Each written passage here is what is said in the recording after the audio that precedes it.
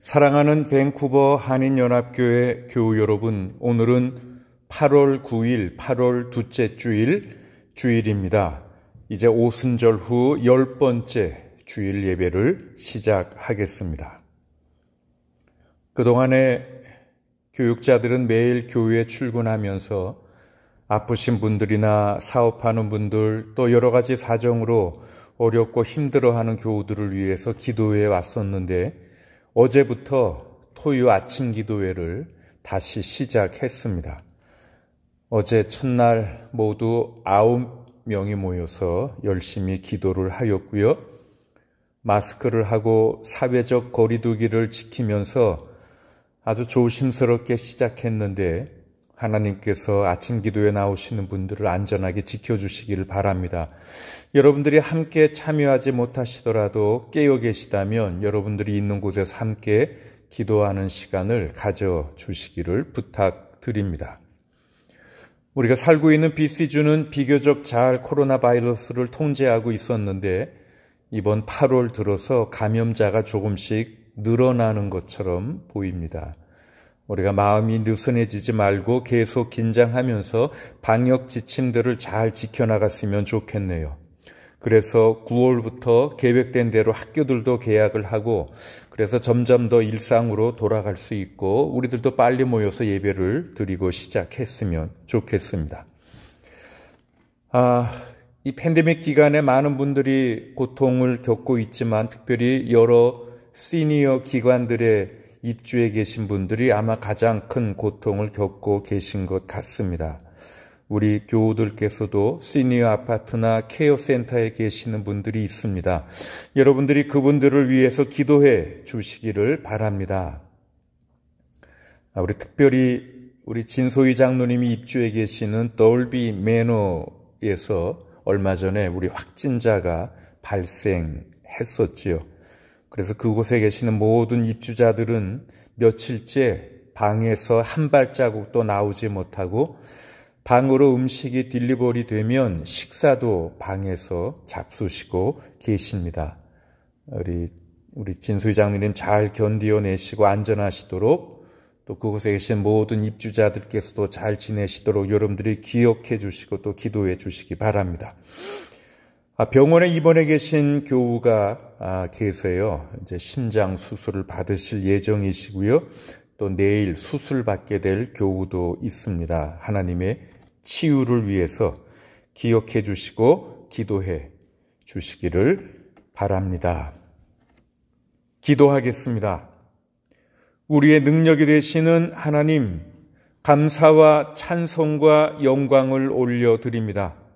값없이 주시는 예수님의 십자가 은혜로 구원받은 성도들이 기쁘고 설레이는 마음으로 주님 앞에 앉았습니다. 예배하는 마음에 거룩한 영으로 임재하셔서 구원의 기쁨이 충만하게 하시옵소서. 주의 음성을 사모하는 심령에 은혜를 내리시고 길로 인하여 지치고 상한 심령에 능력과 용기를 주시오며 연약해진 관절과 골수 각 마디마디 사지오체 모든 부분에 치유와 회복의 은혜를 베풀어 주시옵소서. 모든 영광과 존귀를 성삼위 하나님께만 올려드리며 예수님 귀한 이름으로 기원하옵나이다. 아멘.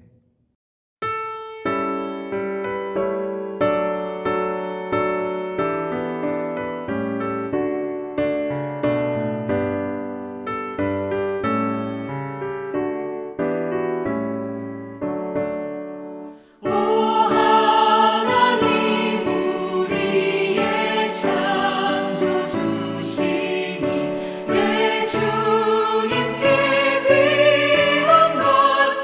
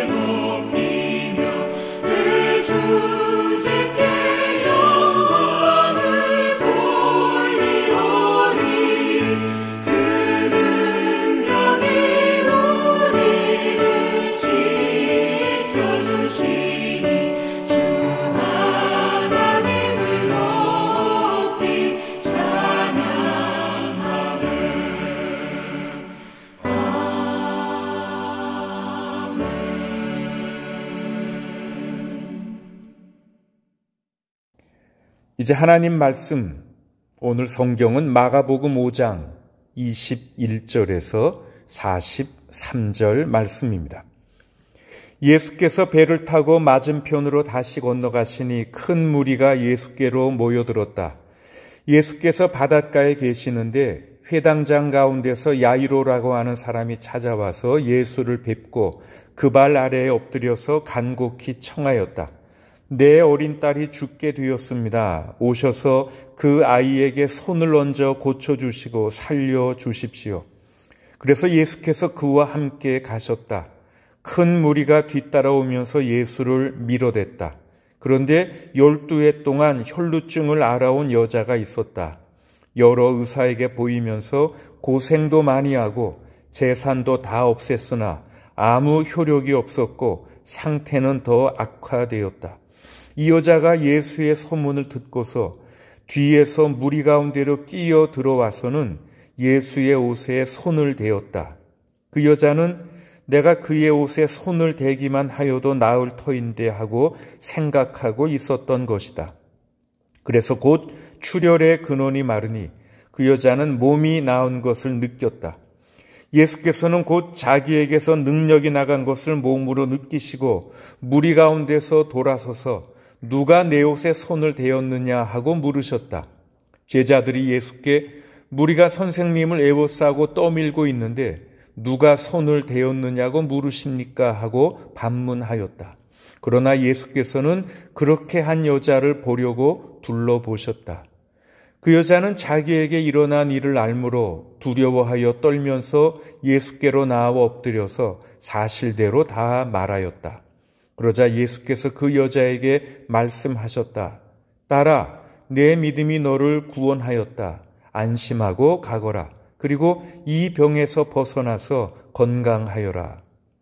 예수께서 말씀을 계속하고 계시는데 회당장의 집에서 사람들이 와서 회당장에게 말하였다. 따님이 죽었습니다. 이제 선생님을 더 괴롭혀서 무엇 하겠습니까? 예수께서 이 말을 곁에서 들으시고서 회당장에게 말씀하셨다. 두려워하지 말고 믿기만 하여라. 그리고 베드로와 야고보의 동생 요한밖에는 아무도 따라오는 것을 허락하지 않으셨다. 그들이 회당장의 집에 이르렀다. 예수께서 사람들이 울며 통곡하며 떠드는 것을 보시고 들어가셔서 그들에게 말씀하셨다. 어찌하여 떠들며 울고 있느냐? 그 아이는 죽은 것이 아니라 자고 있다. 그들은 예수를 비웃었다.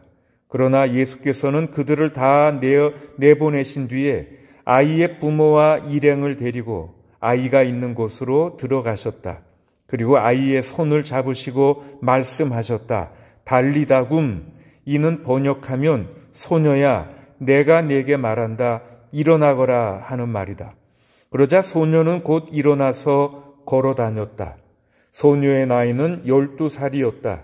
사람들은 크게 놀랐다. 예수께서 이 일을 아무에게도 알리지 말라고 그들에게 엄하게 명하시고 소녀에게 먹을 것을 주라고 말씀하셨다. 이것은 하나님 말씀입니다. 아멘. 두 남자가 어느 날 저녁에 철야 식당에서 아주 오랜만에 우연히 만났습니다. 그들은 너무 반가워서 옛날 이야기를 하는데 몰두하게 되었는데 어느새 시간이 새벽 3시 30분이 되었습니다. 두 사람 모두 이렇게 늦은 시간에 집에 도착하면 아내가 화를 낼 것 같아라고 하며 서로 걱정을 하고 헤어졌습니다. 그리고 며칠 후에 그 두 남자들이 다시 우연히 만났습니다. 한 사람이 묻습니다. 요 전날 밤 그렇게 늦게 집에 들어갔을 때 괜찮았어? 응, 다 괜찮았어. 그냥 단순히 아내한테 우리가 오랜만에 만나서 옛날 이야기를 했다고 말했고 아내는 완벽하게 이해했다고 했어. 그런데 당신은 어때? 집에 도착해서 당신은 아무 일 없었어? 아이고, 말도 마. 아침 4시에 들어갔는데 아내가 갑자기 히스토리칼해졌어. 응? 히스토리칼이 아니라 히스테리칼해졌다는 말이겠지? 아니야. 히스토리칼이 맞아 집사람은 그날 거의 1시간 이상이나 우리 결혼 25년 동안 일어났던 모든 일들을 다 끄집어냈지 뭐야. 이렇게 대답했답니다.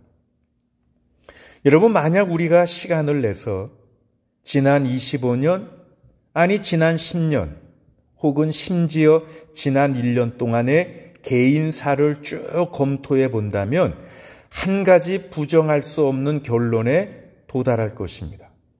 그것은 바로 삶은 불확실하다. 인생은 불확실하다는 사실입니다. 그래서 이런 말도 있지요. 인생에서 우리가 확신할 수 있는 유일한 것은 불확실성 뿐이다 라는 말입니다. 여러분, 우리의 삶은 그 자체로 확고한 것이 아닙니다. 인생은 연약하고 깨지기 쉽습니다. 오늘은 여기 있지만 내일이면 사라질 수도 있는 게 인생입니다. 우리의 건강 상태는 종종 예고 없이 큰 경랑에 빠지기도 합니다. 아주 급진적인 변화를 겪는 것이죠. 그동안에 참 건강했는데 어느 날 갑자기 큰 병의 진단이 내려집니다. 그리고 우리는 그 생존 자체가 늘 위협받고 있습니다. 지난 금요일까지 통계에 의하면 캐나다에서 모두 11만 9천 명가량이 이번 코로나 바이러스에 감염되었습니다. 그리고 한 9천 명 정도가 사망했어요. 전 세계적으로는 1,900만 명 이상이 감염됐고요. 72만 4천 명가량이 이번 코로나 바이러스로 죽었습니다. 그런데 이 코로나 바이러스보다 더 위협적인 사태가 오지 말라는 법은 없습니다. 요즘은 날씨도 예측하기가 어려운 것 같습니다. 지구온난화로 인해 기후적인 재앙이 세계 곳곳에서 큰 재난을 일으키고 있죠. 지금 중국에서는 한 달째 큰 홍수가 났습니다. 이재민이 몇 천만 명이라고 하더라고요. 일본과 한국에서도 큰 비로 인해 인명피해들이 발생했습니다. 그리고 특별히 이번 주간에는 태풍이 닥친다고 하더라고요. 여러분, 그렇습니다. 우리 인생은 늘 이런 불확실성 속에 있습니다. 그러나 우리는 이렇게 삶이 불확실한 가운데서도 믿음의 사람들로 예배의 자리에 나왔습니다. 우리에게 닥치는 삶의 시련과 환난이 있지만 우리는 결코 굴복하지 않습니다. 전능하신 하나님께서는 우리들이 겪는 모든 고통과 어려움, 심지어 죽음을 통해서도 우리들을 구속하시는 분이심을 우리가 확신하기 때문입니다. 베드로전서 2장 24절을 보십시오. 그가 매를 맞아 상함으로 여러분이 나음을 얻었습니다.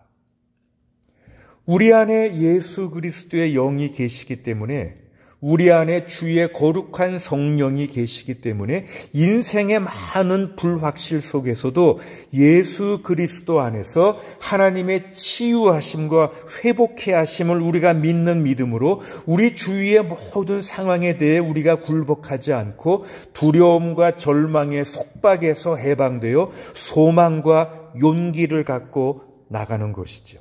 그리고 이것이 바로 우리들의 구원인 거고요. 오늘 복음서 본문은 우리들이 익히 잘 아는 내용입니다.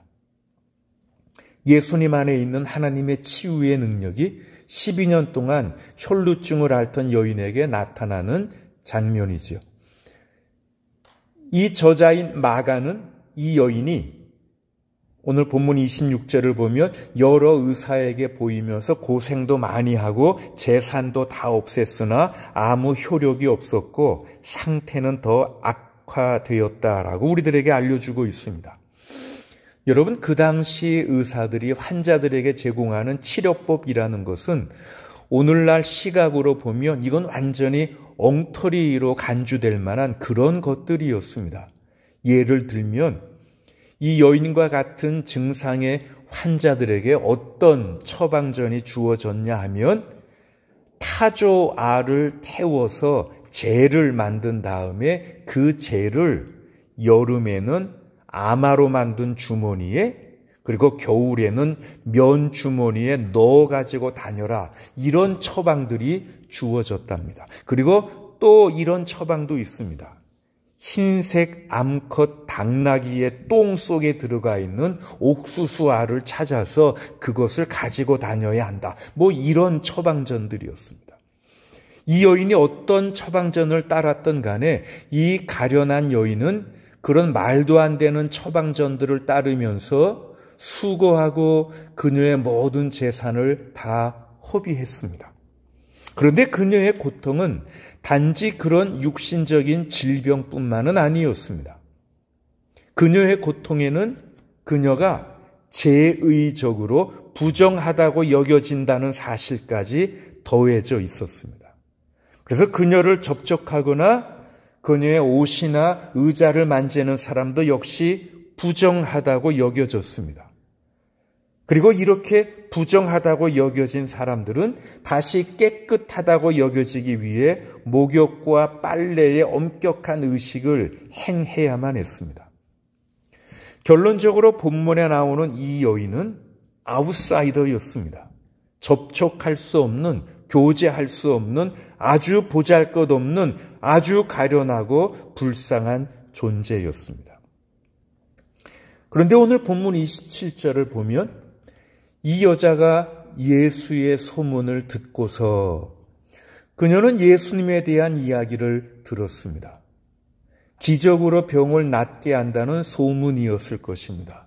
그분이 많은 병자와 환자들을 고치셨다는 이야기였을 것입니다. 더군다나 그분은 치료비도 청구하지 않으시는 것 같았습니다. 자, 계속 27절을 보면 이 여자가 예수의 소문을 듣고서 뒤에서 무리 가운데로 끼어 들어와서는 예수의 옷에 손을 대었다. 그 여자는 내가 그의 옷에 손을 대기만 하여도 나을 터인데 하고 생각하고 있었던 것이다. 그 소문을 듣고 이 예수님의 뒤로 몰래 와서는요, 그 옷에 손을 대었습니다. 내가 이 옷자락만 만져도 나을 거야 라는 생각을 갖고요. 그랬더니 29절에 보면 곧 출혈의 근원이 말랐다. 그리고 그 여자는 몸이 나온 것을 느꼈다라고 되어 있습니다. 그 여자는 알았습니다. 그 순간 자기 몸의 병이 나은 것 같았습니다. 그리고 34절에 보면 예수께서 그 여자에게 이렇게 말씀하십니다. 딸아, 내 믿음이 너를 구원했다. 안심하고 가라. 그리고 이 병에서 벗어나서 건강하여라. 그런데 오늘 본문은 이 병치료 외에 또 다른 치유의 이야기를 담고 있습니다. 바로 죽을 병에 걸린 딸 때문에 심히 염려하는 야이로의 이야기입니다. 야이로는 회당장이라고 소개가 됩니다. 회당장의 위치에 있었기 때문에 그는 어쩌면 평소에 예수님의 가르침에 반대했을지도 모르겠습니다. 그런데 그럼에도 불구하고 예수님을 찾아와서 간곡하게 요청합니다. 23절에 내 어린 딸이 죽게 되었습니다. 오셔서 그 아이에게 손을 얹어 고쳐주시고 살려주십시오. 그런데 그때 야이로의 집에서 전갈이 왔습니다. 딸이 죽었다는 것입니다. 예수님께 도움을 청해도 이제 아무 소용이 없다는 것이죠. 아마 이때 이 아버지의 마음은 무너져 내렸을 것입니다. 정신도 혼미해졌을 것이고요. 그런데 예수님은 그런 전갈을 무시하십니다. 그리고 야이로에게 이렇게 말씀하시죠. 이 36절에 두려워하지 말고 믿기만 하여라. 그리고 예수님은 함께 야이로의 집에 이르십니다. 거기에는 이미 장례 준비가 한창입니다. 사람들이 울며 통곡합니다. 슬픔에 잠겨있는 가족들을 위로하기 위해 많은 친구들이 모여 있었습니다. 그런데 이 장면 속에서 예수님이 이렇게 말씀하십니다. 39절, 어찌하여 떠들며 울고 있느냐? 그 아이는 죽은 것이 아니라 자고 있다. 사람들은 이 말에 예수님을 비웃습니다. 그런데 41절부터 보면 예수님이 아이에게 가셔서 손을 잡으시고 말씀하십니다. 달리다굼. 이는 번역하면 소녀야 내가 내게 말한다. 일어나거라 하는 말이다.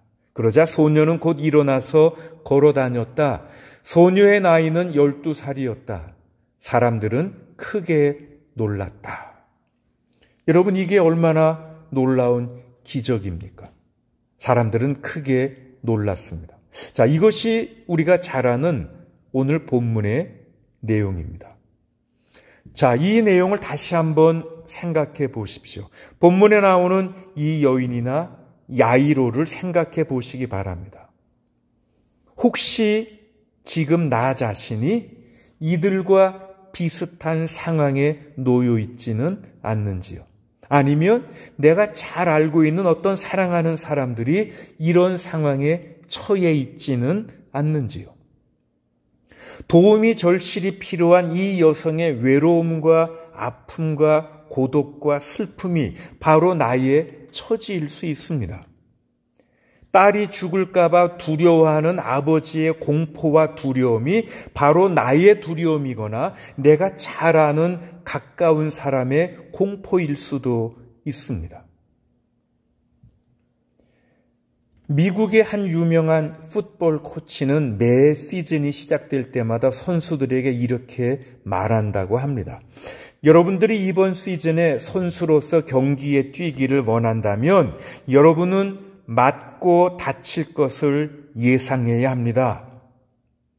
우리가 축구를 하거나 미식 축구를 하거나 아이스하키를 할 때 심하게 몸으로 부딪히지 않고 넘어지지 않고 어떻게 풋볼을 하겠습니까? 어떻게 축구를 하겠습니까?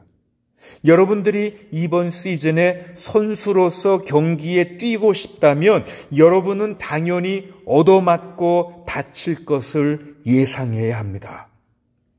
여러분, 이런 코치의 말은 어쩌면 인생에서 가장 확실한 것 중에 하나일 것입니다. 우리들이 이 세상에서 살아가고 있는 한 우리들은 이리저리 부딪히거나 넘어지거나 여기저기 다치게 될 것입니다. 그런 것이 우리 인생 아니겠습니까? 그런데 사랑하는 교우 여러분, 신약 성경의 저자들이 우리에게 말해주고 있는 것이 무엇인지 아시는지요? 우리들의 완성을 위해, 우리들의 충만함을 위해, 우리들의 구원을 위한 하나님의 계획을 우리들이 다 헤아릴 수는 없지만 우리들이 이 삶에서 겪는 상처나 아픔은 그냥 아무 의미 없는 것은 아닙니다. 그런 것들은 구속적 특징을 갖습니다. 하나님은 우리들이 겪는 기쁨이나 즐거움, 슬픔이나 고통, 상처나 아픔 등 우리들의 모든 상황 가운데서 우리들이 인생의 참된 의미를 발견하기를 원하십니다. 우리 삶에서 가장 중요한 것이 무엇인지를 깨달아 알기를 원하십니다. 우리들이 하나님을 알고 나를 향한 하나님의 뜻을 알기를 원하십니다. 우리들이 하나님께 나아가기를 원하십니다. 그리고 하나님은 우리 인생의 모든 불확실한 것, 모든 연약함을 잘 아십니다. 그래서 예수 그리스도를 통해서 예수 그리스도께서 우리를 위해 상하시고 찢기시고 피 흘리심으로 인해서 우리들을 치료해 주시고 고쳐 주십니다. 예수님은 하나님께서 우리들을 사랑하신다는 확신을 우리들에게 심어 주시고요. 피상적인 방법이 아니라 그 확신에 뿌리를 둔 방법으로 인류의 상처를 치유하기 위해 이 땅에 오셨습니다. 여러분, 고대 유대 랍비들이 말해주는 이야기 중에 폴란드의 크라코프라는 지역에 살았던 시몬이라는 사람에 대한 이야기가 있습니다. 어느 날 시몬은 멀리 떨어진 프라하의 어떤 다리 밑에 묻혀 있는 커다란 보물에 대한 생생한 꿈을 꾸었습니다. 가난한 처지였기에 시몬은 보물에 대한 꿈을 꾸고 몹시 흥분되었습니다. 그런데 그 꿈이 한 번으로 그치지 않고 여러 번 같은 꿈을 꾸게 되니까 시몬은 그 보물을 찾으러 프라하로 가야겠다고 결심합니다. 프라하에 도착한 시몬은 이제 본능적으로 꿈에서 본 다리로 직행합니다. 그런데 시몬이 이리저리 다리를 살피는 것을 지켜본 파수병이 지금 여기에서 뭐하고 있는 것인가를 묻습니다. 시몬은 자신의 꿈과 크라코프로부터의 긴 여행에 대해 파수병에게 자세히 말해 주었습니다. 그러자 파수병이 시몬에게 이렇게 말합니다. 아니, 이 바보 같은 사람아, 꿈을 다 믿을 수 없다는 거 몰라요? 나 자신도 크라코프에 사는 시몬이라는 사람에 대해 여러 번 꿈을 꾸었어. 꿈속에서 그의 부엌의 난로 밑에 보물이 묻혀 있었지요. 그러니 나도 이 보물을 찾으러 크라코프로 여행을 가야 하는 거요. 꿈을 다 믿지 말고 어서 당장 이곳을 떠나시오. 시몬은 할 수 없이 크라코프에 있는 그의 집으로 돌아옵니다. 그리고 부엌 난로 밑을 파봅니다. 그리고 거기에서 그가 평생 편안히 살 수 있을 만큼의 큰 보물을 발견합니다. 그러면서 이 이야기는 이렇게 끝나지요. 보물은 항상 크라코프에 있었지만 그 지식은 프라하에 있었다. 여러분, 우리는 인생의 가장 큰 보물에 대한 지식을 어디에서 찾을 수 있는지요? 우리 인생을 풍요롭게 하고 내 삶을 의미 있고 보람되게 하는 인생의 가장 큰 보물에 대한 지식을 우리는 예수 그리스도의 복음에서 발견할 수 있습니다. 예수님은 자신이 오신 목적을 이렇게 말씀하셨습니다. 요한복음 10장 10절에 보면 나는 양들이 생명을 얻고 또 더 넘치게 얻게 하려고 왔다.